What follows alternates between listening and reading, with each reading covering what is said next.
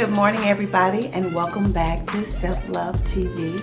I'm Miss P, and it is Sunday morning, and I'm here today with another message. I hope everybody is doing well. I am here, guys, because I've been being inspired by a lot of things I've been seeing lately, watching a lot of videos, and as you guys know, that I have recently become a holistic life coach, which I try to empower women, mind, body, and spirit to live their best life. And as a coach, it is important that we know that it's not about us telling you what to do rather than being a reflection and allowing you to see what you can become. And so that is what I'm here for today. And today I want to talk about something that's pretty serious. And I think it's important because I know that there's all different types of ways of doing things, but it's important to know that loving yourself and actually showing that love to yourself is very, very important. And it's also important that what you allow has a direct effect on how you feel about yourself. When you allow certain behaviors, certain languages, the way people talk to you, no matter who it may be, it could be your spouse, it could be your children, it could be your parents, it could be your best friends, it could be your colleagues, just people on the street. It's important that you don't allow people to make you feel worse than what you do. When we feel that we need to grow in loving ourselves, we're often already at a point where we don't feel really good about ourselves. So we definitely don't need other people coming in and making us feel lower than what we already feel. So it's important that when you're seeking out help for counsel or for motivation or inspiration, it's important to seek out people who will be able to give you those things. And so today I want to say, I want to talk about allowing people to talk to you in a negative way. I know we raise our children, especially when it comes to relationships and men, and the way that they can often talk to you. We get so upset when a man talks to our young ladies negatively, and not even just young ladies. Could be for anybody of any age. And I want to say that parental discretion is advised because I will be using the words today to explain what I'm saying. We teach our girls, our young ladies, our daughters, our sisters, our friends to not be disrespected by the opposite sex or people in general or relationships they're in. So you don't want to allow people to talk to you in a way that will make you feel that you are not important, in a derogatory way, in a way that demeans you and your character and who you are. Men often have referred to women as bitches, as hoes, calling you ugly, telling you you're not going to be anything in life, telling you that you can't lose the weight, telling you that no man will ever want you, different types of things of that nature. So in saying that, if you don't allow that with men or people in your relationships, why would you allow it for yourself? Why would you refer to yourself as a bitch, as a fat ass, as an ugly woman? I'm never going to be anything. I'm never going to, have anything. The things that you should be telling yourself is things that's going to motivate you, that's going to encourage you. You can't use the same negativity that kept you in that space to encourage you. So I wanted to get on here and tell you that in loving yourself, it's important that you say the things that will uplift you, empower you, that gives you the motivation to want better, to want to strive to have better. Things that make you want to strive to lose the weight. Things that want to make you strive to get the self-confidence. Things to strive to make you want to seek out a better career path. Things that make you strive to want a better relationship. You have to put yourself in positions to be around people and places and things that give you encouragement, that you can see can develop those things within you. If you're feeling bad about yourself and you compounding it with things that continue to make you feel bad about yourself, how would you ever get there? It is a shame that we have accepted the negative talk. We even do that with our girlfriends, with our friends. We refer to each other as bitches. Negative, derogatory four-letter words were derived to be a connotation of something that's ugly, that's bad, to make you feel ugly, to try to make you know that you're the lowest of the low. So if these words were developed to make you feel the lowest of the low, why would you refer to yourself using those words? How is that an inspiration? How is that an encouragement? To talk to yourself, to stand in the mirror and call yourself ugly, to stand in the mirror and call yourself fat. How is that something that's going to encourage you? Rather than speaking to yourself that you can do something, that you can be whatever you want to be, that you can have the relationship that you want to have. Self-improvement starts with talking to yourself in the ways that make you feel good. How is talking to yourself negatively making you feel good about yourself? I have often seen young girls say, a man won't ever want me, I'm ugly, I'm fat, I'm too skinny. No, he won't. Because you feel that way about yourself.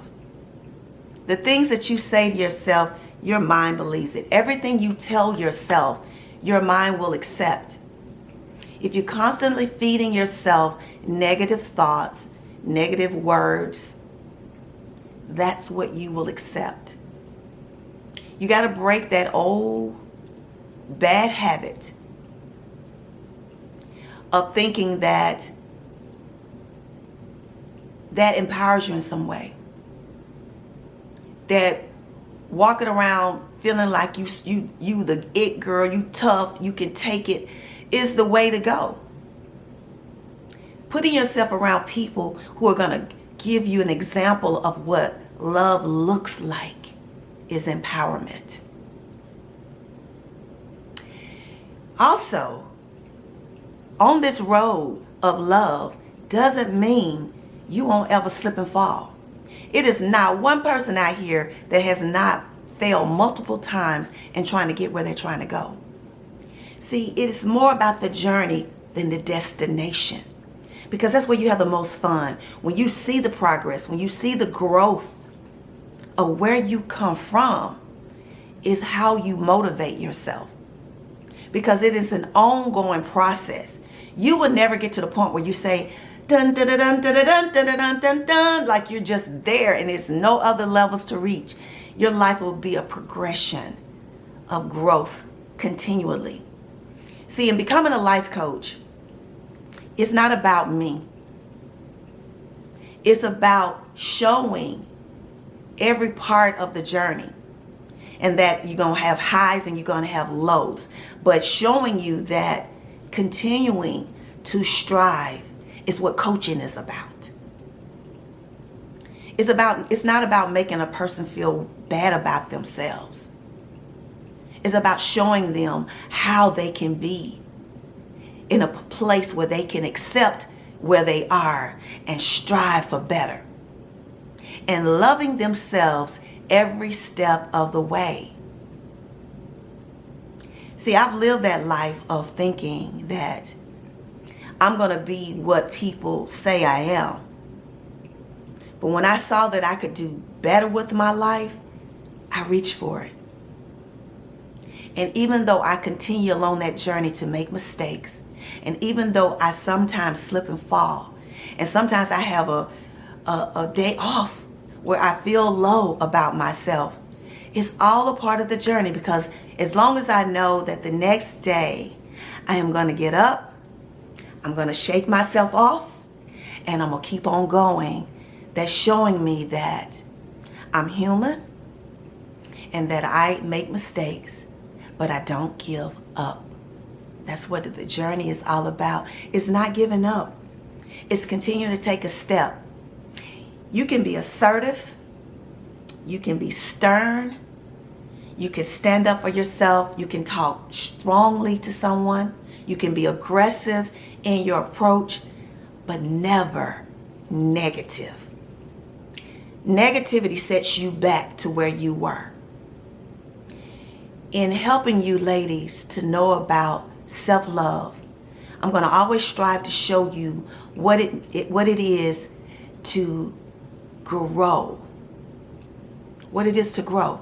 See, that is why I took the class, because our lives can be an example of what it is to fall and get back up, fall and get back up. But I wanted to make sure that my delivery to you is not going to be one that's going to make you feel worse about yourself than where you already are.